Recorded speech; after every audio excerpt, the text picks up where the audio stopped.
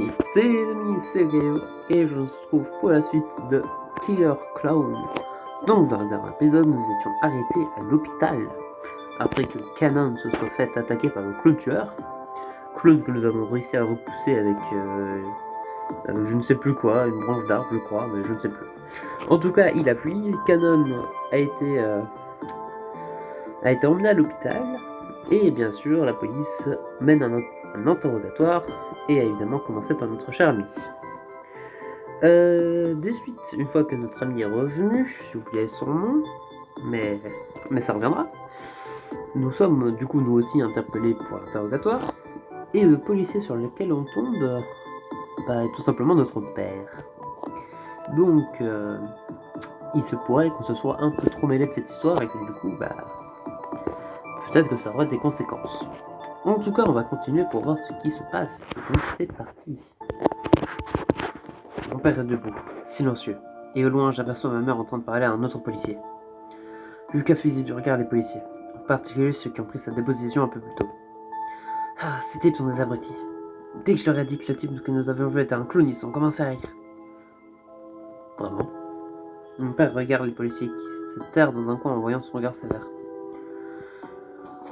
Ma mère s'approche de nous, l'air inquiète et me serre dans ses bras. Ah, Thomas, je suis si heureuse que tu sois sain et sauf. Les autres officiers ont moins appris ce qui s'est passé. Ouais, je vais bien. Je peux pas en dire autant de Canon. Je vois. Je suppose que tu es en train de m'apporter ces fruits. Je ne veux plus jamais que tu fasses quelque chose d'aussi imprudent. Je ne peux rien promettre. Mais écoute ta mère. Tu peux parler. Mon père fronce ses sourcils et ses yeux s'assombrissent.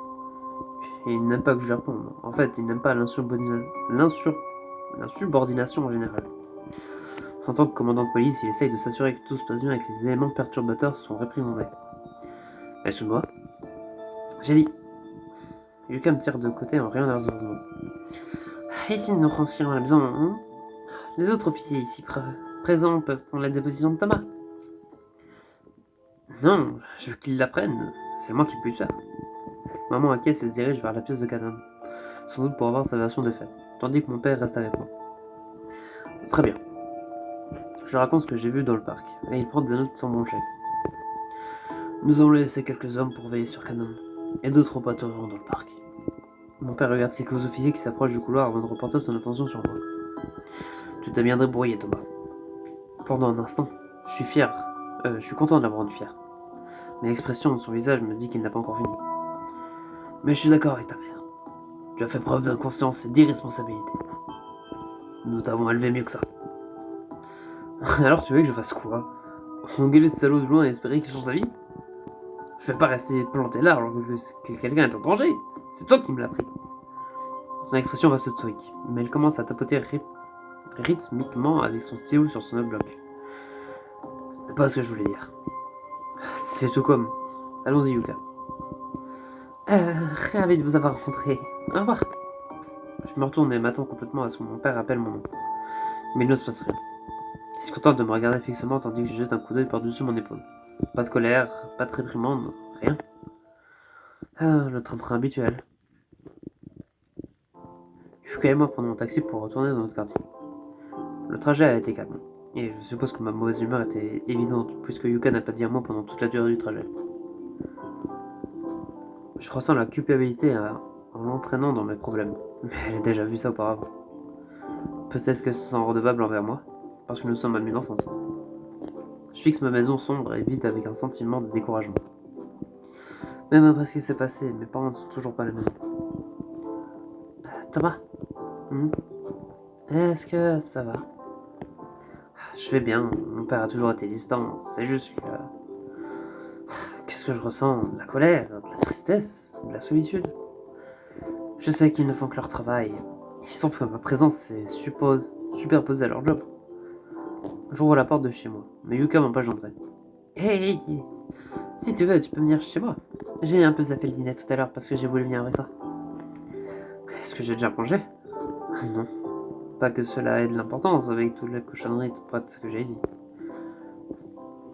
Je veux pas te déranger. Yuka secoue la tête pour un moment. Pas du tout, je suis certain que mes parents ne verront pas d'inconvénient à ce que tu viennes chez nous. Je regarde Yuka pour me retourne dans ma maison. Ça serait bien plus sympa que de me coucher tôt, que de me coucher tout de suite. D'accord, c'est la fin moment que je suis pas venu. Dès que je rentre dans la maison de Yuka, je suis immédiatement frappé par l'odeur de la cuisine familiale. J'avale instinctivement, en essayant de ne pas trop penser à manger. Mais je crois qu'après 2 jours à me nourrir de ma bouffe, mon corps réclame. Lucas sourit. Ça sent bon, non, pas vrai? Ouais. C'est toi, Yuka? J'entends une voix joyeuse en provenance de la cuisine, et la main de Yuka apparaît dans l'embrasure de la porte.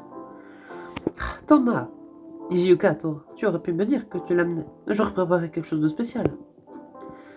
Ah, désolé, je me suis dit qu'elle voudrait l'accompagner après cette soirée. Oh, bien sûr. La mère de Yuka arrive en courant de la cuisine et nous serre tous les deux dans ses bras. Je rougis essayant d'ignorer le fait que je me suis écrabouillé entre deux femmes, mais sans pouvoir m'empêcher de sourire devant cette démonstration d'affection. Maman, tu me fais honte. J'étais tellement inquiète. Tout va bien maintenant, grâce à Thomas. J'ai eu des nouvelles de tes parents. Thomas, vous allez bien tous les deux?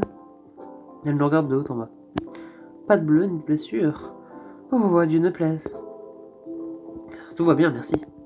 La mère de Lucas se met à renifler l'air. Il y a quelque chose qui brûle. Oh, le dîner. La mère de Lucas part en trompe, toujours aussi enjouée, et j'aperçois quelqu'un dans la pièce d'à côté. Il me rappelle mon père, mais il domine facilement la plupart des gens avec sa taille et sa stature. Mais contrairement à mon père, l'apparence super du Yuka ne correspond pas à sa personnalité. Je vais bien, papa, tu n'as pas besoin de te retenir. Yuka.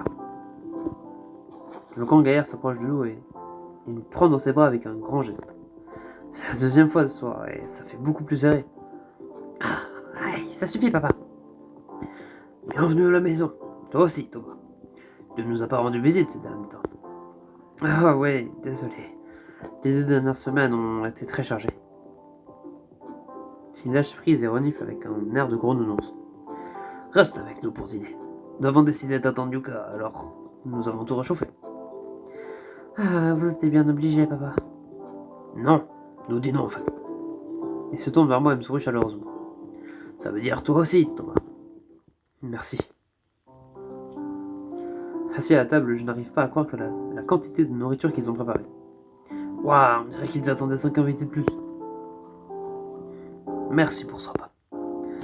Ou peut-être que c'est à cause de l'énorme appétit de son père. Excellent, comme toujours, ma chère. Je savais que j'avais épousé la femme parfaite. Ah, très cher, s'il te plaît. Papa, Thomas est là, tu sais. Yuka rit nerveusement. Cet homme, comme Yuka, a le cœur sur la main. C'est quelque chose que j'admire. Nous rions et bavardons tout en terminant notre repas. Yuka me donne une petite tape sur le ventre et je rougis de mettre autant les salés. Tu vas grossir comme papa.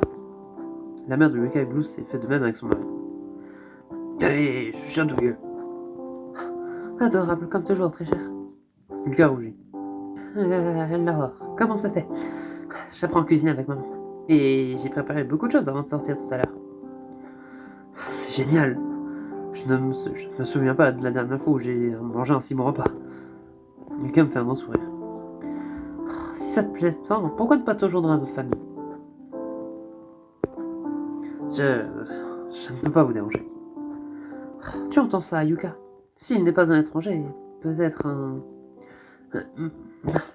Maman, il l'a dit, est dérangé, pas étranger. Je penche la tête me demandant ce qu'elle veut dire. Juste, n'y pense plus, mange. Je lève les mains en signe de capitulation. Bon sang, ok. Pour avoir fini de manger, je me frotte le ventre. Oh, ça fait beaucoup. Quelqu'un m'accompagne à la porte, cependant que ses parents rangent. Encore merci pour tout. Tu devrais me faire confiance plus souvent. Le tueur est recherché, nous allons sauver Canon et tu as l'estomac bien rempli. Ouais, peut-être. J'espère que le tueur se fera vite attraper. Bonne nuit, Yuka. Yuka sourit aux oreilles. Faites beau rêve. Je nerveusement et retourne chez moi. Le lendemain, je me retrouve de nouveau dans la chambre d'hôpital de Canon. Elle est assise tranquillement et regarde le paquet que j'ai apporté avec moi. Tu es venu? Ouais, je ne brise pas les promesses. Canon jette un coup d'œil derrière moi, et Yuka surgit à son tour dans la pièce. Salut, tu te sens bien? Canon répond avec un bref hochement de tête, mais elle a l'air distraite. Alors, des nouvelles du suspect? Malheureusement pas encore, mais ça ne fait qu'un jour. Canon grimace. Je vois. Yuka constatant la même situation, tente de détendre l'atmosphère. Nous avons apporté à manger. Nous avons des fruits, du pain et quelques boissons. La moitié pour elle d'ailleurs. Eh, pas devant la nouvelle élève. Canon sourit et accepte une pomme de Yuka. Tu sais quand tu pourras sortir? Dans 2 jours. La police est juste à l'extérieur, donc elle est en sécurité ici. Cependant, j'ai remarqué que nous sommes ses seuls visiteurs. Bizarre. Quelqu'un d'autre est venu te voir? Non. Avant juger par son ton, j'en déduis qu'elle ne veut pas en discuter. Canon sort un petit couteau de sa poche pour couper la pomme, mais elle est pleine. Elle peine à cause de ses blessures. Nous aurions peut-être dû lui apporter autre chose à manger. Je sais pas qu'elle se sente incapable, alors je ne lui propose pas mon aide. Au bout d'un moment, elle soupire et Yuka lui passe rapidement des raisins qui sont beaucoup plus faciles à manger. Merci. Pas de problème. En fait, je ne sais pas si Thomas en a parlé, mais tu peux toujours venir passer du temps avec nous au lycée si tu veux. Canon s'arrête de manger et remarque une pause. Ça ne me dérange pas d'être seul. Mais merci. C'est une chance de la vie et surtout compte tenu de tes objectifs, nous sommes là. Je vois. Merci. C'est bon à savoir. Elle essaie de jouer les durs, mais je vois bien qu'elle apprécie la proposition. Peut-être qu'elle finira par se montrer un peu plus chaleureuse à notre égard après tout. Nous finissons de tout ranger juste au moment où les heures de visite se terminent. On se voit plus tard alors? Ouais, comme il l'a dit. Remets-toi vite. Canon fait un signe de tête. Fait un signe de tête poli alors que nous sortons de la chambre. Yuka et moi attendons que notre bus arrive. Épuisé, Yuka s'accroupit et je regarde autour de moi. En face de nous, j'aperçois un visage familier qui nous fixe à travers la foule. Je plisse ses yeux, essayant de le voir plus clairement le visage de la personne. J'étouffe un cri. Non, c'est impossible. C'est un clown. En tout cas, de loin, il lui ressemble. Je me lève d'un bond et je m'apprête à réveiller Yuka qui passe. Quand un bus passe de l'autre côté de la rue, bloquant la vue. Yuka, réveille-toi!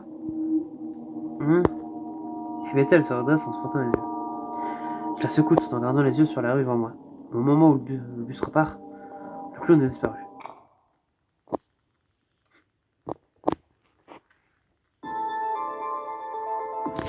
Non, c'est donc comme ça que se termine le chapitre. Le clown est toujours là, à nous trousses. Évidemment, sinon déjà il n'y aurait pas d'histoire, et de deux, on l'a quand même empêché d'assassiner Canon. Quelle défaite pour lui quand même. Mais bon, du coup, au final, pas grand chose, on n'apprend rien, on ne sait rien, on sait que nos parents aiment leur métier, on sait qu'ils sont pas souvent à la maison, mais ça on le savait déjà, que les parents de Yuka sont pas gênés en tout cas, et que les parents de Canon apparemment n'en ont rien à foutre. Ou alors peut-être qu'elle n'a plus de parents, c'est aussi une possibilité, c'est peut-être pour ça qu'elle voulait pas en parler, ou peut-être juste que ses parents, comme je l'ai dit, n'en ont rien à faire, et que c'est aussi pour ça qu'elle ne veut pas en parler. Enfin bref, le clown nous a donc retrouvés. Il sait peut-être même dans quel hôpital se trouve Canon. Il sait peut-être même la chambre dans laquelle elle se trouve.